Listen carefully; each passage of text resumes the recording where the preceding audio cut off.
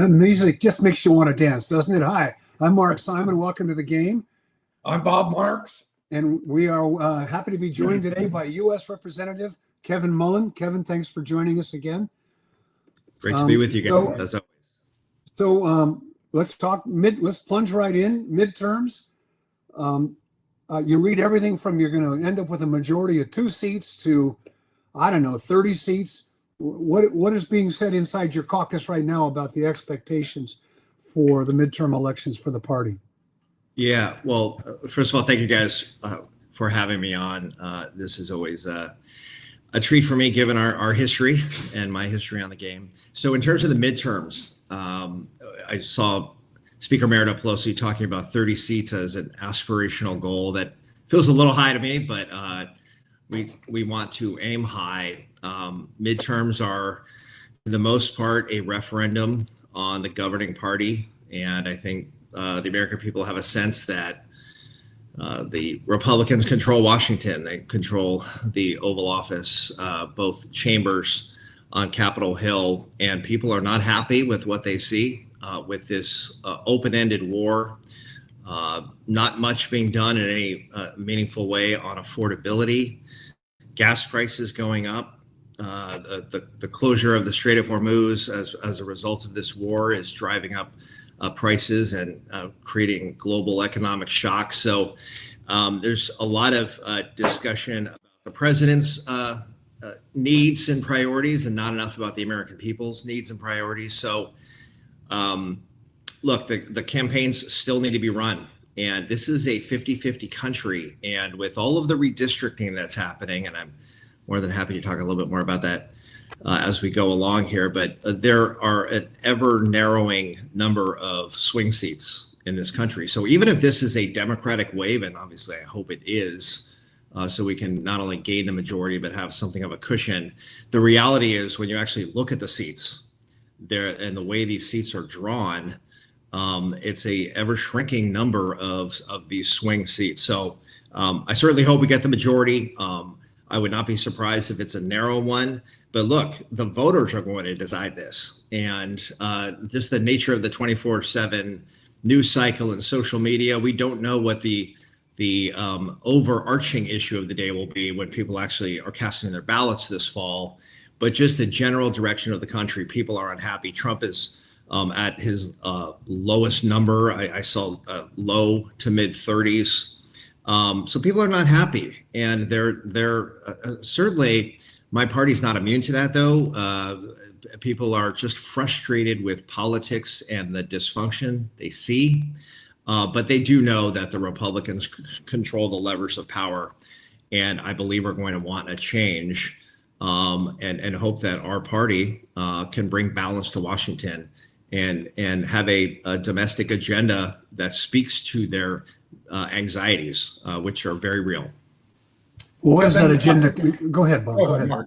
Okay. Well, what does that agenda consist of? I mean, we all, we've seen such an interesting fall, or late summer, I should say, about Democratic Socialists picking up some wins, some Trump endorsed people winning, some not. It's a very confused environment, I think. So what are the issues? I mean, all politics is local, especially when it comes to congressional races. People hate Congress, but they all tend to like their own member of Congress, which I guess is good news for you. But, what are the issues that are going to succeed here? I mean, you don't face a tough challenge. You don't have to spend a lot of time worrying about getting reelected, but certainly you're talking to your colleagues, you're hearing from your caucus. We have been talking to you off and on for the past several months, and I should add, we're always grateful that you find time in your schedule to speak with us about this stuff. But now's the time for us to hear what's the message. What are the issues that the Democrats are going to say, here's what's going to win for us. Here's what we know people want to hear, people need to know. Clearly, in terms of Democrats historically at the presidential level, running against Trump with the message of, can you believe this guy, doesn't work. He continues to have done well. So what are the 3 or 4 salient issues? What are the 3 or 4 salient messages you're hearing being put forth by your caucus saying, here's what you need to talk about to your voters. Yeah. So just on your first point about all politics being local, that's most certainly true in terms of incumbents who are running for re-election, speaking to the services they provide to their constituents. But elections, especially in these swing seats, are very much becoming nationalized, where the national issues and the focus on them, and the fact that in these swing seats, candidates are raising money from across the country. There is a national focus on some of these swing seats. I mean, you certainly see that at the Senate level when you have statewide races like the one in Michigan, which has to be a Democratic hold, for example, and could very well tip the balance of power in the Senate. But in terms of, you're talking about messaging, and yes, most certainly this is a referendum on the governing party, but we are going to be talking about fighting for an affordable America. People want the Democratic Party to be fighting back, not only against Trump, but there is a fatigue factor out there. People are tired of seeing this guy on TV and hearing about him, and he's certainly very unpopular at this point. But they want to know, okay, we're going to give you the gavels. What are you going to be doing? And certainly affordability is a watchword, but they want fighters. They want people who are going to go to Washington and focus like a laser on their kitchen table concerns, starting with healthcare, right? So Affordable Care Act tax credits were not extended. There was $1 trillion of cuts to Medicaid. We know it as Medi-Cal in California. That is falling on people across the country, working families, least able to absorb those hits. So we're going to undo that. We're also going to assert our Article 1 powers and the power of the purse and end this war. We will have the ability, the president is still the commander in chief. This is Trump's war, this open-ended folly that we are seeing, which is costing national treasure, cost 18 lives to date with no end in sight, and costing everyday Americans at the pump, at the grocery store. Trump has done nothing about the economy. He's made it worse. So we're going to be fighting back and repealing that. As somebody who serves on the Energy and Commerce Committee, he has, and the majority of Republicans have gutted $400 billion of clean energy tax credits, which were projects across the country creating jobs, creating economic impact in their communities, and making a transition to a clean energy economy. That is driving up utility costs. We've got data centers being built across the country. Many states are welcoming them. But the concern is, what is that going to do to people's utility bills? Who's going to bear the cost for the development of these data centers out there, which power AI? And more than happy to talk more at length about how we sort of strike a balance when it comes to AI. But creating an affordable America with a focus on families, not foreign wars. And remember, Trump promised to end foreign wars and not get us entangled in foreign wars. He's deposed a dictator in Venezuela and brought us to war in the Middle East with no exit strategy. And Secretary of Defense is asking for $67 billion more to fight this war. But you've got a majority that rolls over for Trump. We are going to fight back on all of this. But you're going to hear affordability as certainly a message in swing seats. But look, I'm also a political realist. You still have a president in office for 2 more years, unless something were to happen that ends his presidency early of that. And we will be in a posture where we will be pushing, hopefully through both houses, and make it very difficult for Donald Trump to veto Democratic plans. If we do it right and we have the public on our side, you can't do much without public opinion. But we believe we can get the public on our side to undo some of the severe damage, but also have a proactive, pro-family affordability agenda. And again, you will hear even more about that after Labor Day in many of the swing seats. Kevin, I agree with you. If it's a referendum on Trump, the Republicans are in trouble. Should be a good year for the Democrats. On a recent podcast, Hillary Clinton said that attacks about communism and socialism, particularly in those swing districts that you mentioned, she believes will be very effective in November. Do you share that belief?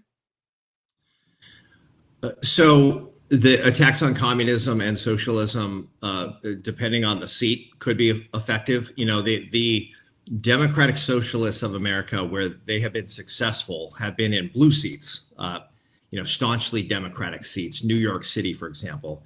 But to my point about the nationalization of elections, most certainly there'll be messaging trying to tag moderate to conservative Democrats with some of the more extreme positions on the left. We do some of the same things on the right in terms of the Freedom Caucus and some of the extremism you see on the right, and there's plenty of it to point to. Essentially, Republicans in swing seats right now, whether they be pickup opportunities or Republicans defending their seat, they're going to have to answer for their sort of rolling over for Trump in this war and essentially not pushing back at all when there's constitutional or rule of law concerns. So there is going to be a nationalization of some of these elections. Now, I would be very concerned, just for example, if a DSA member were to win the nomination in a swing seat. That has not happened to date. Abdullah Sayed is not officially a member of the DSA. He is progressive, but has announced his opposition to a number of the DSA positions, I believe, although I'll be candid with you, I haven't followed Michigan as closely as some of the national commentators, if you will. But that's where I hope the all politics of local can kick in these swing seats where you get candidates that are really reflective of the district that they are running in. And we have some Democrats who were successful. Adam Gray, for example, a former colleague of mine from the state legislature. He's been helped somewhat by how Prop 50 redrew his district, but he still has to defend that district. And he's a very moderate Democrat that fits the mold of his very purple Central Valley district. And he has voted against our caucus a number of times in I think, out of a sense of where his values are and where his politics lie. But also, I think it's good politics given the conservative nature, or I would say the moderate nature of his district. So finding candidates that reflect their district at the House level still matters. But I'm also, we have a great opportunity here to win the House back and make Donald Trump a lame duck, be a check on the extremism of this administration. I want to make sure we are nominating candidates that can win their seats. And I think we are doing that, and we are going to continue to do that. But I also don't mean to gloss over, there's friction within my party about progressives versus moderates. That frustrates me because the positions actually, certainly there are examples of extremism, but progressives and moderates, they are all under a Democratic tent. And to the extent that we can energize our base, yet also not alienate swing voters, I mean, that's the magic there, is threading that needle, having an energized base that wants to be a check on Trump, but also it feels good about voting for a candidate that properly reflects their district. So, people look at it like there's a political civil war and division within my party. I think when done right, we can energize our electorate, but also appeal to swing voters, and that's how we're going to win these seats, and that's how we win the House. What's happening in these late primaries that Mark alluded to over the last couple of months is the DSA is dominating. They may not have won in Wisconsin with a candidate who opposed Thanksgiving, but it was a very narrow race. Let me give you an example. Michigan 7. Barrett is a Republican. William Russell is a Democrat. It's a swing district. Russell basically says, I'm not a member of DSA. I gave up my membership quite a while ago. When pressed by Manu Raji on CNN, he admitted that he gave it up a couple of weeks before that. we see candidates like him and Al-Sayed and others starting to backtrack over well-documented positions that they've had in history. Don't you think that that's going to have an impact on the results, especially given the amount of money that the Republicans have? It may. I can't speak for those specific candidates and what they've said. I'll be honest with you. You're citing seats that I haven't studied.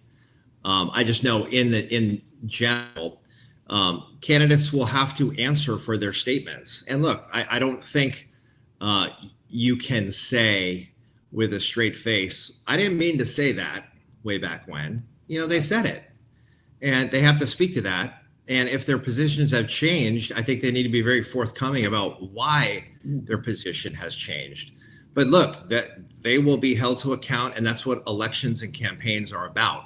Is they will be called to task on past tweets or things, and they have to answer for it. But they also have to talk about where they are now, why they are the best candidate to represent that district, and that's what campaigns are about. I think what I'm just since we're in the campaign folder here, I am most concerned, honestly, about super PAC spending. Like if you follow this stuff in a general sense, like I do, just the amount of money from super PACs. I mean, we would hear about super PACs certainly at the presidential level, which super PAC is kind of getting behind this candidate for president. Statewide races, super PACs play.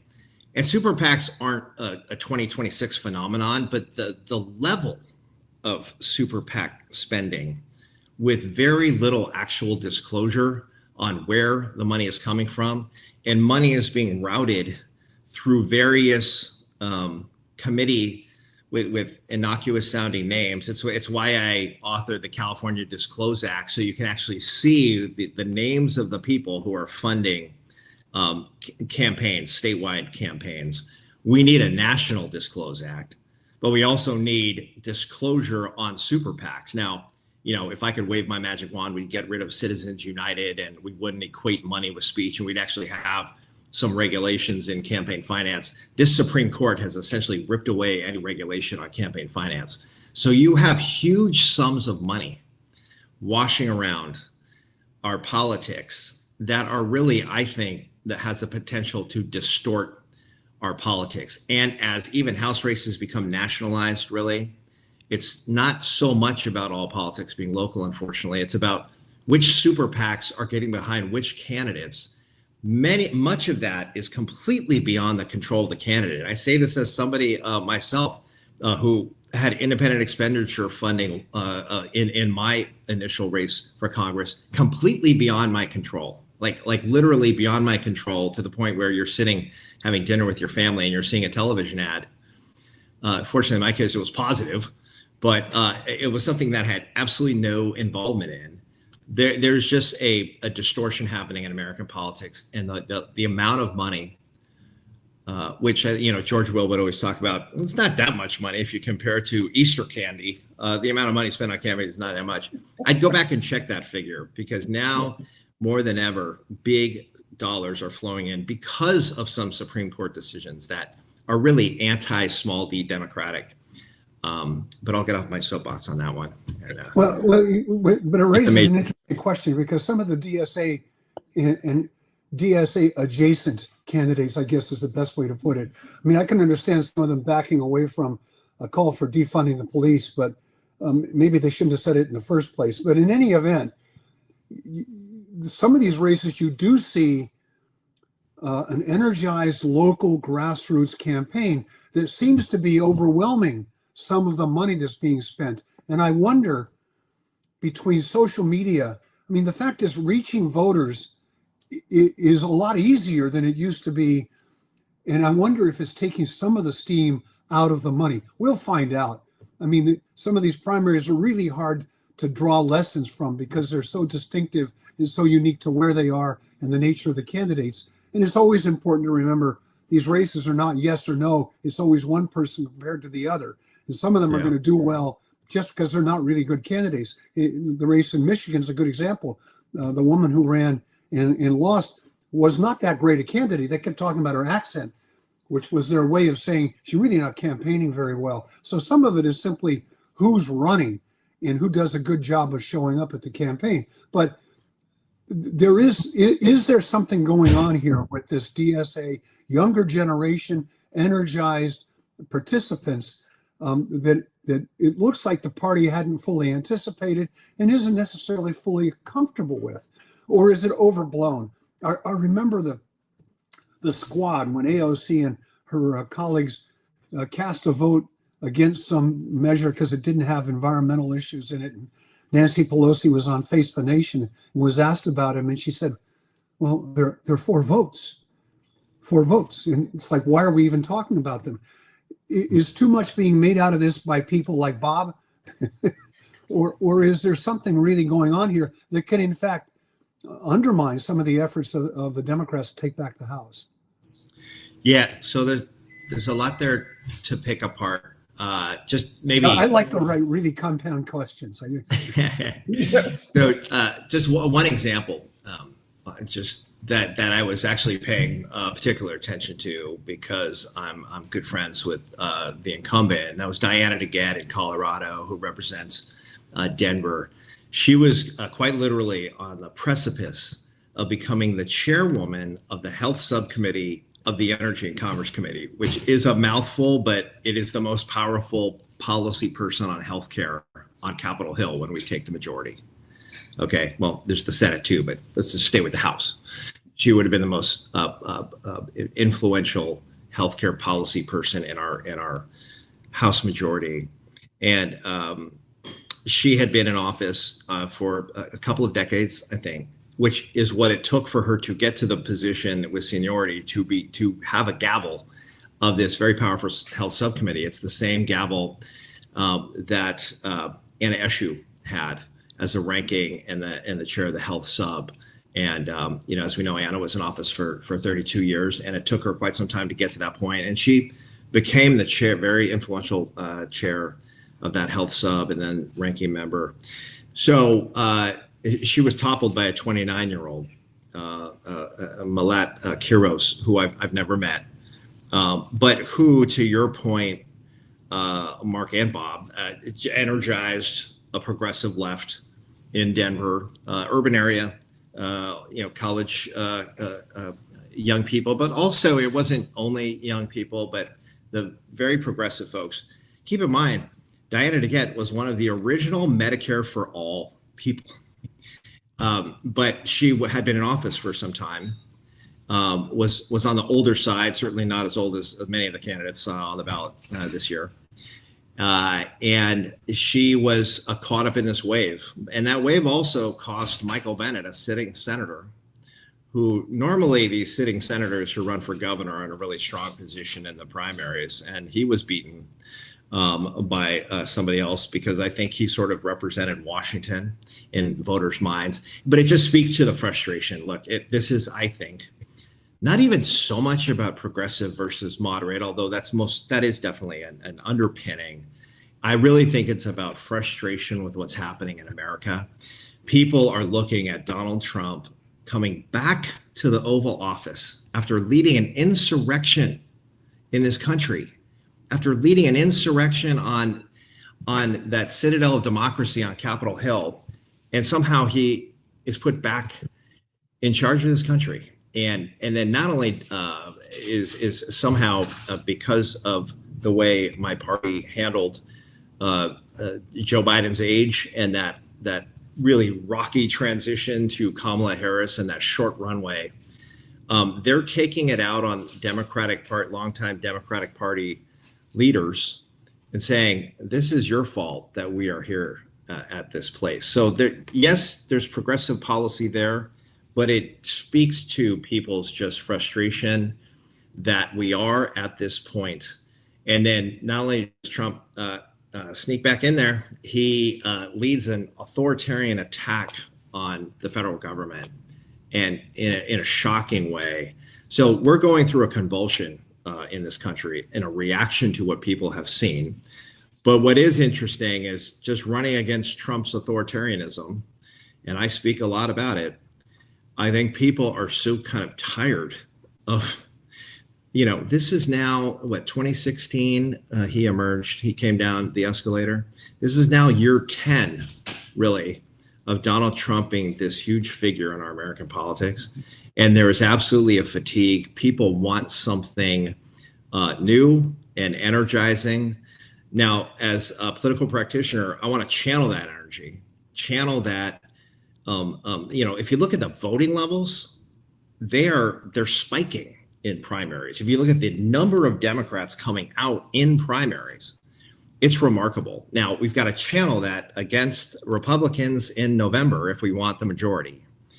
And that will be crucial, is to channel this energy, try to unify if there are these two wings that people talk about. And there are, but it gets blurry to me because there's so many similar positions with progressives and moderates.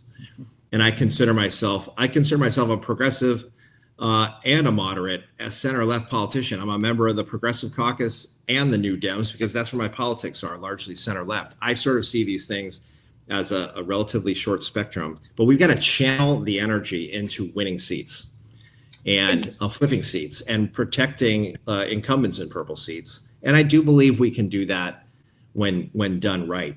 But look, politics ain't beanbag. This is tricky stuff on how we pull all of this together, how we knock down misinformation and overcome the amount of money. And to your original point, Mark, if there were a super PAC pouring money against me, for example, I would absolutely use every channel at my disposal that didn't cost a dime, like social media, like energizing people on the ground to counter the big money.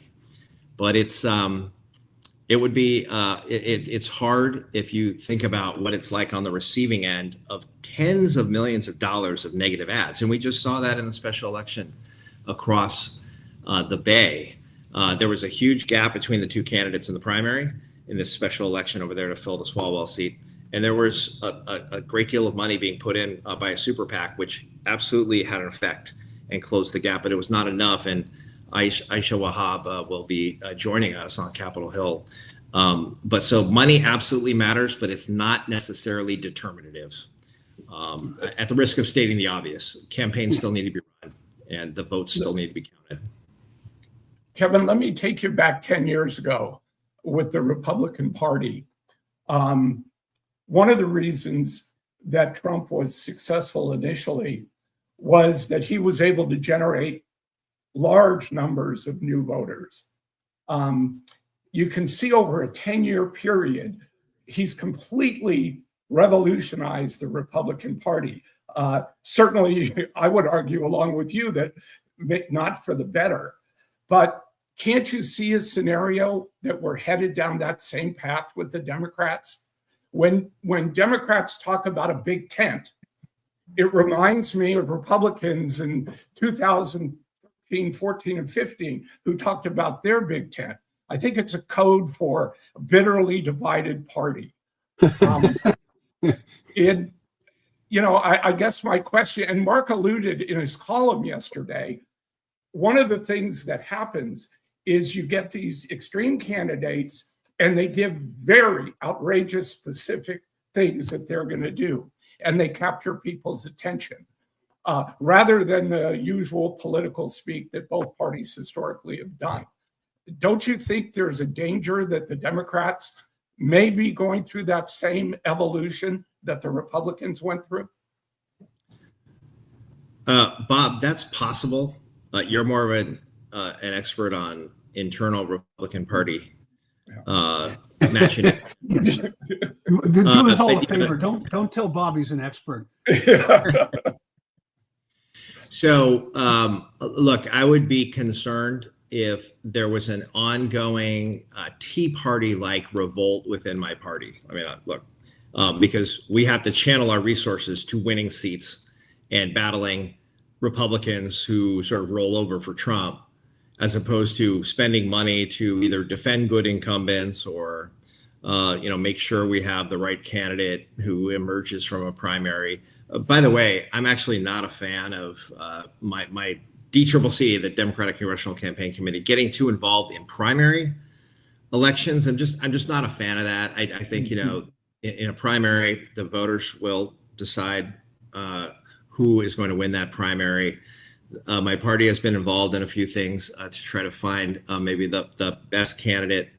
Nonetheless, you certainly hope that a right candidate that reflects their district, that can also energize the base, wins. Now, this question, Bob, you may have to check back with me in a couple of years. I don't know if this is the beginning of a Tea Party kind of revolt within my party, or if it's really a reflection of you're not doing enough against Trump, and the world looks different if we win the House and the Senate, and we really are countering Trump, making him a lame duck. The politics and the political conversation may change there too.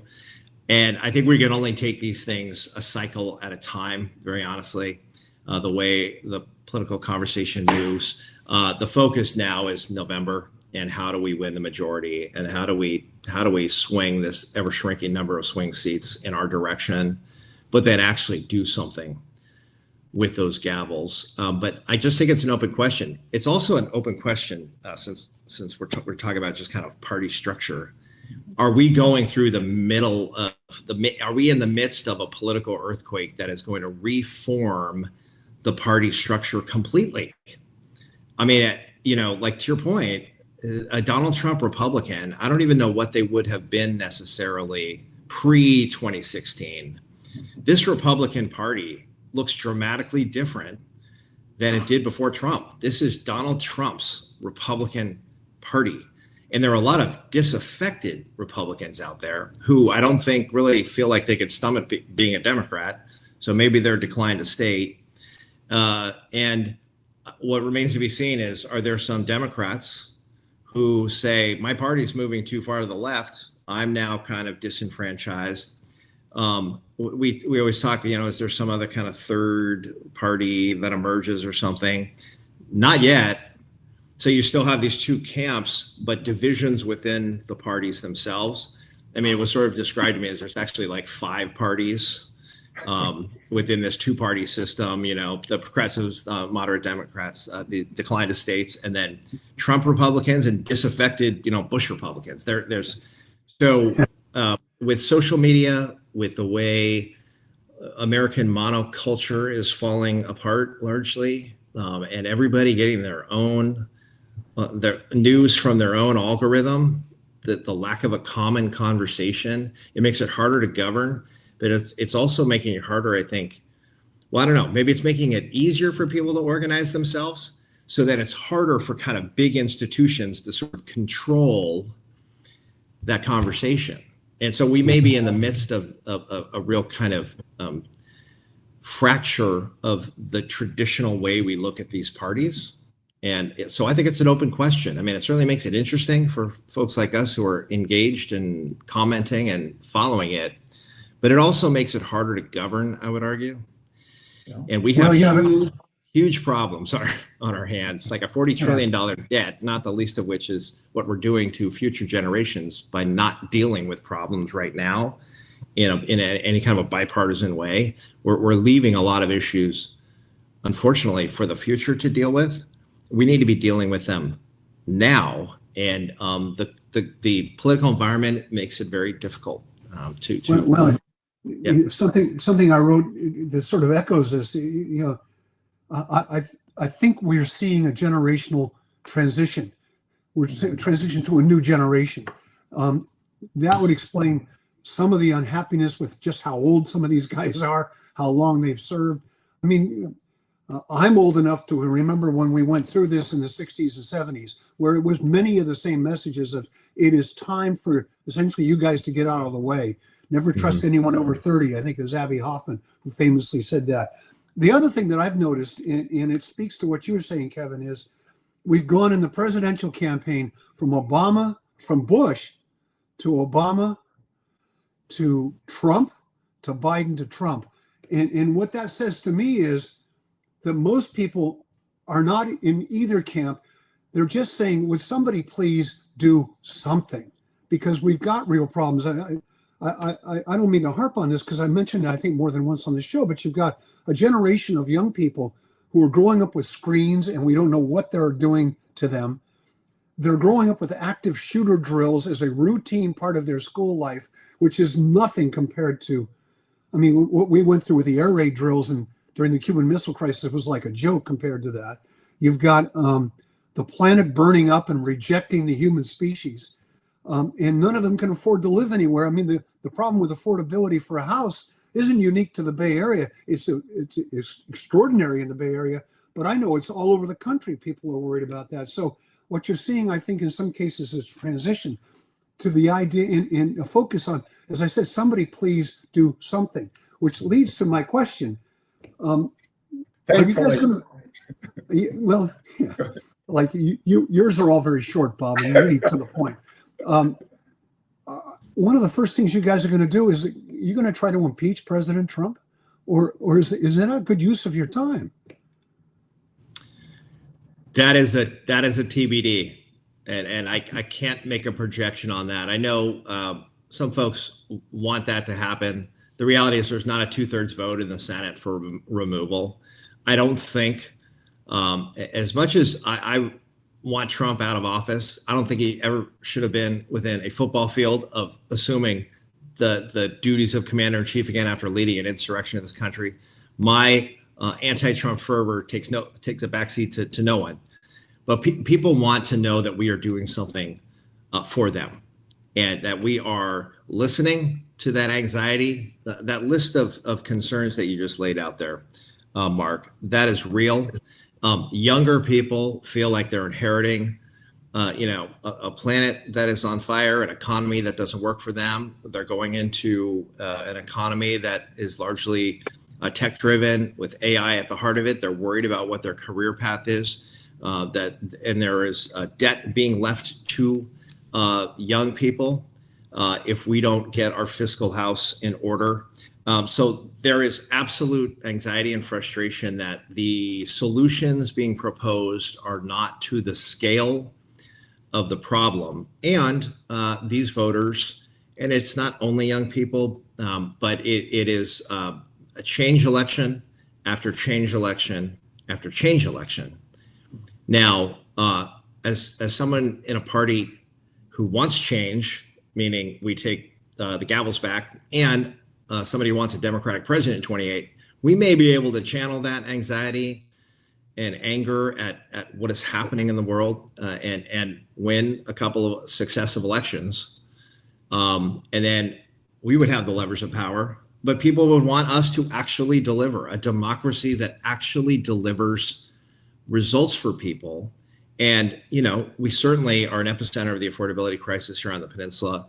Requires all levels of government to try to move those levers and build more affordable housing and create a scenario where young people can live in the community they grew up in if they so choose. But we have a massive transition happening. If you just think about the role of technology, and we're talking about social media and the role of these things, which is basically feels like it's attached to my hand at all times. The nature of how people get their information and communicate is shifting rapidly. But just in terms of the economic changes, and I mentioned artificial intelligence, we are on the precipice of massive changes to the way workplaces operate and the career path for young people. And they are worried that not enough is being done to take that into account. I have been frustrated that we have the majority of Republicans have enacted state preemption on any kind of AI regulation, but then haven't actually produced anything at the federal level. So yes, AI regulations would be better crafted at the federal level, but there's really nothing meaningful happening. And there are going to be dramatic economic changes with artificial intelligence. We have to be talking about some kind of a dividend, some kind of benefit that the public gets from all of the economic wealth that will be generated through the AI boom. So how can we make sure that there are benefits being felt broadly from the AI boom that we are very much at the epicenter of here in the San Francisco Bay Area. Just spend some time in downtown San Francisco and you'll know what I'm talking about. But it does drive prices up, housing prices through the roof. How you encourage economic activity with AI. I want the Bay Area to benefit from that. Those economic drivers, but we need to be thinking about the impact on working families and the middle class being squeezed and being pushed out, and certainly lower income service workers on the receiving end of a lot of this. And I was thinking this morning just about the amount of wealth that is being created at the top in this country, not the 1%, like the 0.01%. And the tax benefits that go to big corporations and billionaires. I know I sound like Bernie Sanders right now, but there is the reality of wealth inequality and its impacts on society broadly. And when you have technology like AI coming on board, that is just going to create more extreme wealth at the top with cryptocurrencies and other mechanisms. We've got a president who's $2 billion richer from serving in the Oval Office. There is an oligarchy in this country, and not enough people are feeling the benefits. Those benefits aren't trickling down. You know what's trickling down is the costs are trickling down to the people who are at least able to afford it. And that is why people are so frustrated, I believe. It goes back to this sense of this generation and younger generations not only not exceeding their parents, but falling behind. And the actual, that sense of an American dream is being lost, and a sense of control over your own affairs and destiny being lost with the chaos that we see in our society. And people are deeply frustrated, and they are taking it out in our politics. And it's a reminder of my party is going to have to deliver in a meaningful way. If we are granted that power. But we also are going to need a president who understands that anxiety and actually can craft a visionary policy for where this country is going. And we that leads back to the question I asked you, which is, I asked, is there going to be an effort to impeach the president? And you said that to be determined. Do you think that's a mistake? Should your caucus not spend its time, given everything else people think you should be doing, focusing on something like that? Well, I don't think it's a good use. I don't think that's the kind of thing. Impeachment itself, I don't believe would succeed, because I don't think we get 2/3 vote in the Senate. So what I do think, though, is that when Robert Garcia has the gavels in our oversight committee, we haul administration officials to Capitol Hill and bring accountability. This is the most corrupt administration in the history of the country. People are profiting off of power blatantly. And this is an administration that has routinely ignored the Constitution and the rule of law. And they have a compliant Supreme Court that has allowed much of this to happen. Just the fact that the president himself is above the law, according to the Supreme Court, these are deeply problematic circumstances. And you will see an aggressive accountability effort in our oversight committee. But that's Congress should be playing that role. Not only has this current Congress given away its Article I powers of the purse to the president, tried to give away tariff power to the president, largely, undermine the House's power when it comes to the budget and appropriations process. They've largely just looked the other way when you've got an administration that has unleashed an inhumane immigration policy on this country. And I toured California City in the middle of the California desert, completely inadequate facilities, healthcare, dental care, mental health care for detainees who are being treated like prisoners. in this country. There are multiple un-American things happening under this administration, and we're going to be speaking to that. But specifically on impeachment, I mean, look, I've been out there. There was a procedural vote on impeachment. I voted for it. I don't believe Donald Trump belongs in the Oval Office, but there's a practical reality of actually getting a supermajority vote for conviction in the Senate that I just don't believe we're going to get. So we need to be speaking to not only the abuses of power. Yes, you can do that, but we need to be speaking to people's everyday economic concerns, because that, I believe, in their mind, takes precedent. Their day-to-day circumstances and what they're dealing with economically is going to be the driver. And people feel like life is unaffordable for them, and they are falling behind. And the president and his governing party are doing absolutely nothing about it. And they're making it worse. Not only are they not doing anything about it, they're making it worse. We're going to speak to that. And then we have to actually move policy that specifically addresses those concerns. Kevin, you talk about future issues and the need to address them now. There's an issue that is no longer in the future. It's coming up. We're on the precipice, and that's Social Security reform. Yep. What do we do? Let me give you some examples, and I'm not asking you to respond to each one, but increase the payroll tax on younger workers, move the minimum age to 65 with full retirement at 70, and tell wealthy individuals like Mark that we just cannot afford to pay them their Social Security that they paid into over the years. Those are some of the solutions that are out there. There are others. How do we get from here to there? Yeah. Well, thank you for that.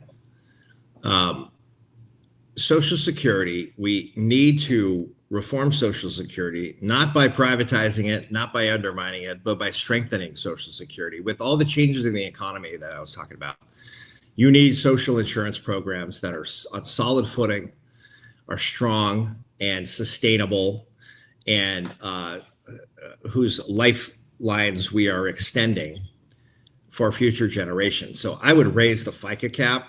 I would inject some progressivity into the FICA tax that funds Social Security. I don't have the exact number, but I believe it's 168,000, or maybe it's now 174,000, something like that.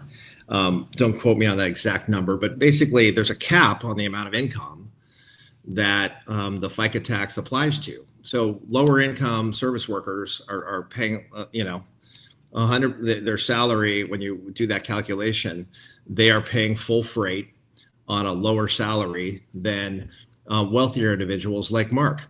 So, sorry. So if you lift that cap, you modify that cap, you will bring more money into the system. And some people say, look, I don't want to pay more taxes. I get that. I don't like paying taxes either, but you have to look at some progressivity. It will extend the lifeline. And we need to make sure these social insurance programs are there and they're strong. I just think there will be an increasing need for that. Now, since we're talking about Social Security, it is such a big chunk of the budget. 15% of our budget goes to financing the national debt. So the last balanced budget we had was 1993, Bill Clinton, the Deficit Reduction Act, actually in 1994. And it cost a bunch of Democrats their seats. But we need to move back with a balanced budget, even just as a concept being discussed again. We do not have that now. We have wars, open-ended wars. At the same time, there are corporate and billionaire tax cuts. The big ugly budget bill slashed $1 trillion of Medicaid for those who need their health care, lower income individuals, and cut taxes for corporations and the wealthy, made things permanent.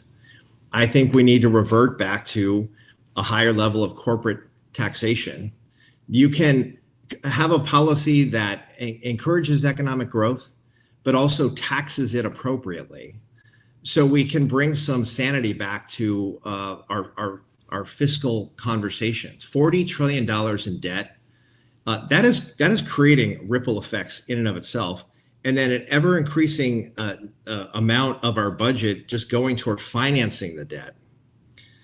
And, you know, that 15%, that amount of money could be funding infrastructure in this country, could be funding more affordable, accessible healthcare and childcare. During the pandemic, we had the largest and most successful anti-childhood poverty program with the expanded child care tax credit, which went away as the pandemic went away. But it was proven that that had a real effect on childhood poverty. There are things that we could be doing with that money instead of financing the debt. So look, both parties are at fault, but I would say Republicans with their tax cut regimes under not only Bush, but now accelerated under Trump, have really put our nation's finances in peril. In fact, the Treasury Secretary was saying, well, we're just gonna have to grow our way out of this, I guess. That's the answer. I mean, look, I'm all for economic growth, but we need to bring fiscal sanity back to Capitol Hill. And that is where, look, both parties are going to have a role in looking at our fiscal house and restoring some sanity. But there is a pro-people way to do this. And we haven't had that in quite some time. And there was an opportunity, I think, with Obama and John Boehner at the time, the so-called grand bargain, if going back in history now, but there have been some bipartisan discussions about ways to set this country's fiscal trajectory in a way that would actually really save future generations from economic peril. And those efforts fell apart. We're going to have a president and a Congress that cares about the future and what these decisions today mean to future generations. And my hope is that we can move in that direction. But just saying, well, I guess we'll just grow our way out of it. That's just not an answer. It's irresponsible. I'm not surprised coming from this administration, but we need to get serious about the problems we have in this country and foisting it on future generations. So thanks for that soapbox opportunity. I know you asked about Social Security, but it has to be kind of viewed in a broader context about our fiscal affairs in this country. For the sake of the permanent record, just because I'm doing better than Bob doesn't mean make me wealthy. But speaking of wealth, and I think we'll shift gears to something more fun after this question, but the highest profile measure on the ballot in November is going to be the billionaire tax. Have you taken a position on that? So I'm neutral on that right now. My strong preference when it comes to a billionaire's tax, and I talked a little bit about it, is one that's done nationally. And the politics aren't aligned for that right now. But if you only call out California billionaires, and a number of them are already taking steps to shield that income, protect themselves, move their official residence out of state. I just know from serving on the budget committee in the assembly, we rely on wealthy individuals and their capital gains tax and their progressive tax rates to help fund our government. And I am nervous about what the downstream effect would be. My position is very similar to Gavin Newsom on this issue, who has to put forward a budget, has a Department of Finance that he works with, and can see where the revenues are coming from, but also the unpredictable nature of tax revenues in California. I actually think, I'm sorry, I wear hearing aids. My phone is ringing in my ears. My concern is what the downstream effects would be. And those are the governor's concerns, and I believe the next governor's concerns, Javier Becerra, about you do not want a policy that's going to result in less money to the state budget when you have big cuts coming from Republican Washington on Medi-Cal and other intergovernmental revenues from the federal government. I'm concerned about what the bottom line impacts would be. And so I've stayed neutral on that. What I'm not neutral on is that we need a national billionaires tax to deal with wealth inequality. and undo the big ugly budget bill's permanent tax cuts.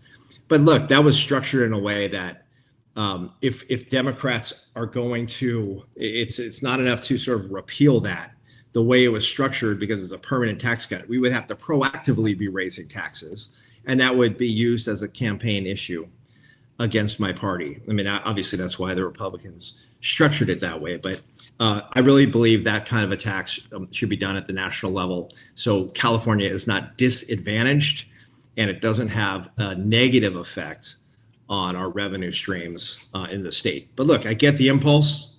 People see the enormous wealth. I get the impulse on why they want to do that in California, but I just think this kind of tax policy is better done at the federal level. Yeah. Well, as you may know, Bob and I do what we call the bullpen, which is that we take a few minutes after our guest departs to disagree about almost everything. But it's aptly named, and we always put sports in the intro of our show. We've been kicking around what's going on in the Bay Area sports scene. You have some thoughts, Kevin?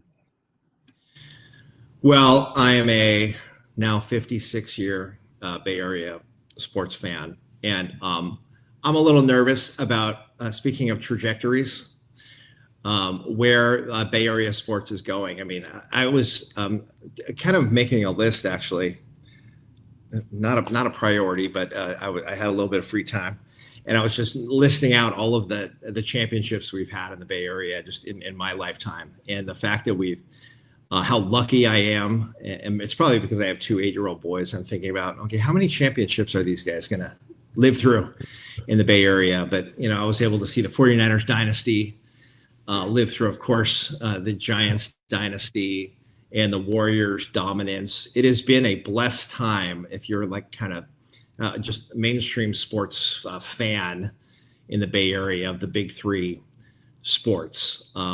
Encouraged by the Valkyries and what I'm seeing there.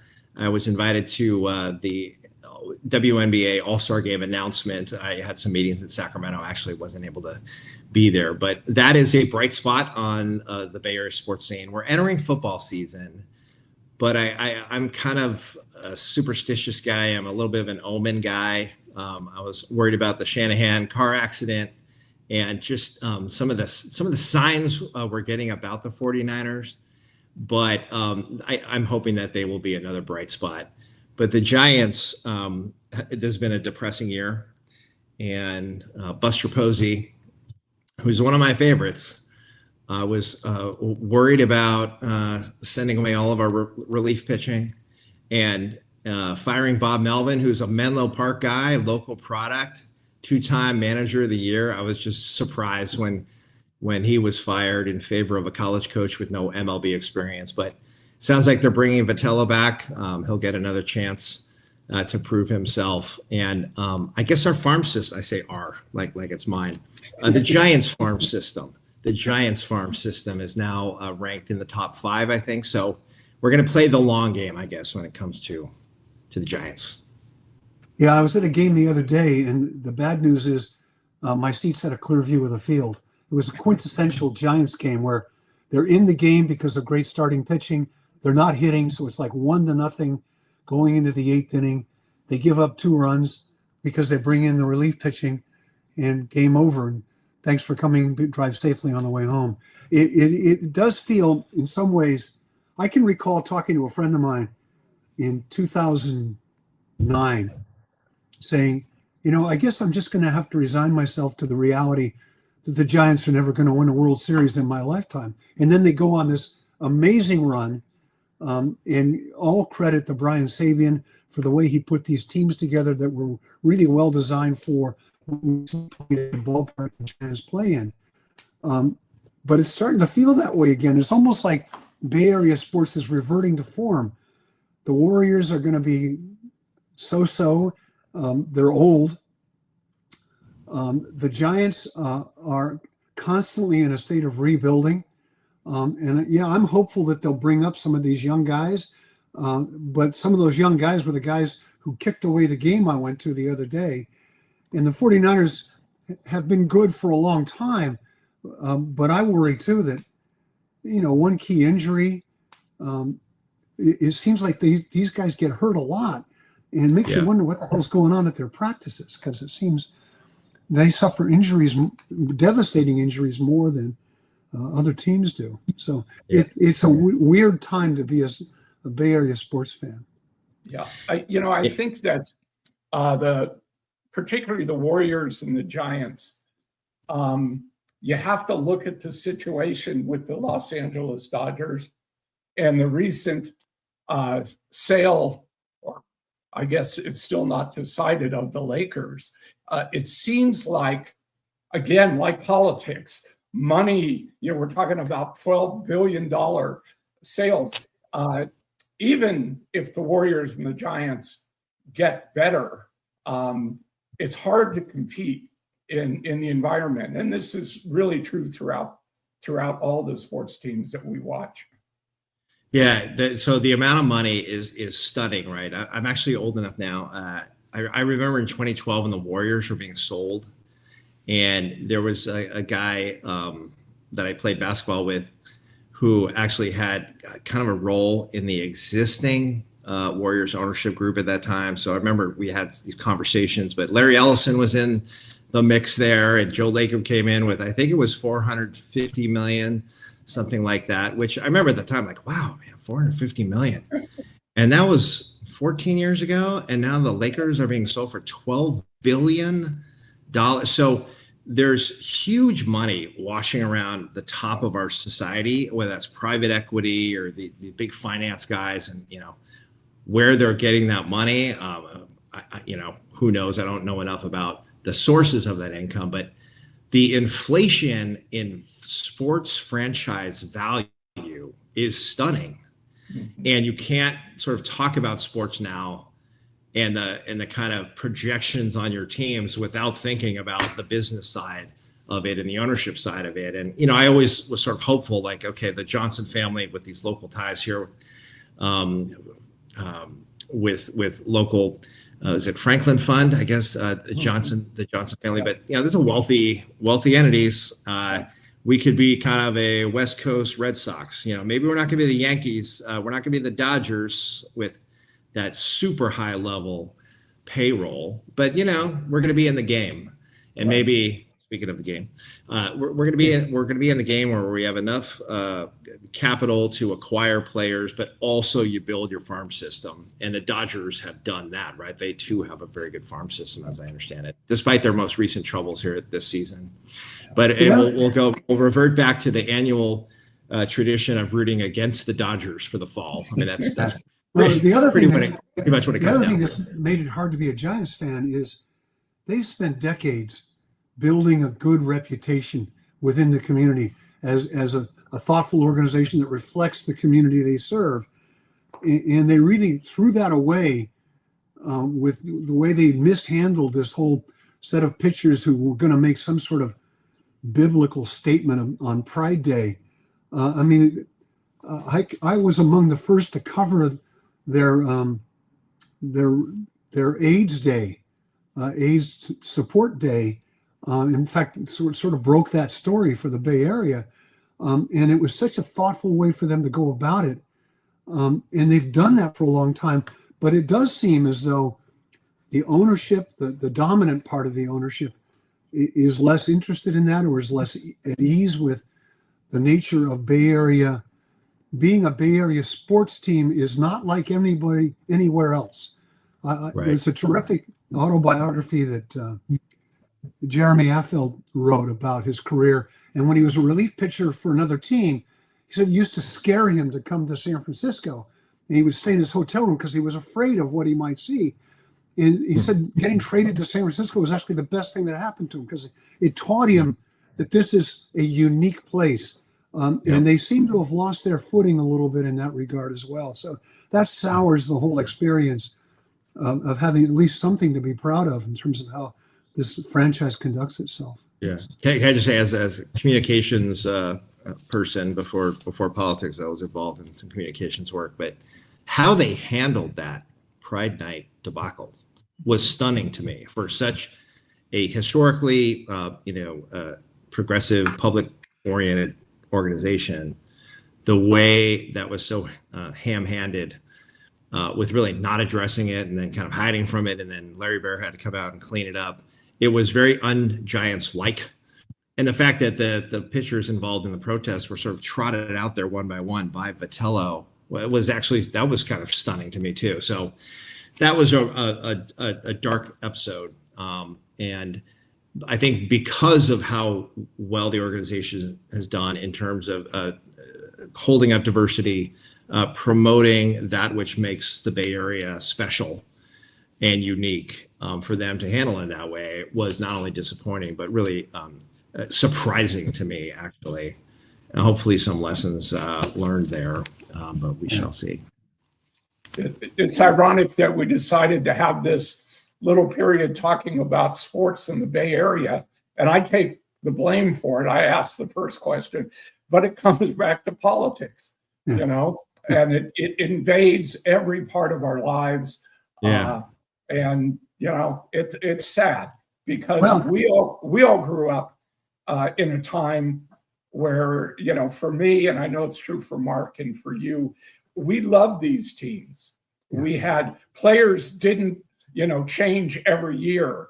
And the magic of it has been diminished, I think, in all the sports that we love to see. Yeah. Well, it may just be a sad commentary on who we are. Well, there's always that. There's always that possibility. Let me just say it's on the money thing, because my committee, Energy and Commerce Committee, we have sports oversight. You know, sports sort of finds its way into or under the large umbrella of energy and commerce. But the NIL, just the chaos in college sports. Oh my God! We're going to see more and more money being injected there. Now, there's going to be some caps put in terms of the name, image, and likeness money.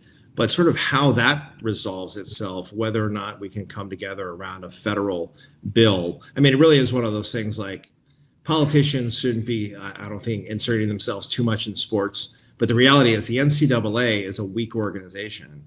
There needs to be some kind of oversight where the chaos is occurring in college sports. What the bill, it's called the SCORE Act, and there's a Senate bill. What they don't really deal with, they deal with the number of transfers, entrances to the transfer portal among athletes, but nothing really about, in a meaningful way, about the media contracts. And the fact that Stanford and Cal play, you know, in the ACC and the divisions, the conference chaos, where kids are traveling across the country during the week to play, you know, a tennis match. You know, I don't know how some of that, maybe that's an overstatement or exaggerated, but we need to have conferences that reflect their regions again. Somehow we need to rebuild that. But just the media rights chaos and the conference realignments, it's just hard to follow who these athletes are and who your favorite college teams are supposed to be playing. And I think it does kind of speak to just this sense of that which we would kind of traditionally sort of rely on in our society as kind of seasonal things and things that we can kind of anchors in our life. It's all kind of changing. It's just constantly shifting in the sense of lack of control over anything. But the federal legislature doesn't contemplate that, unfortunately. Sort of a lack of stability. I mean, I was at the game the other day and they were playing a bunch of rookies, and my first thought was, I don't think I'm going to have to learn their names and numbers because I'm not sure they're going to be around much longer. We are going to be around again, but we're out of time.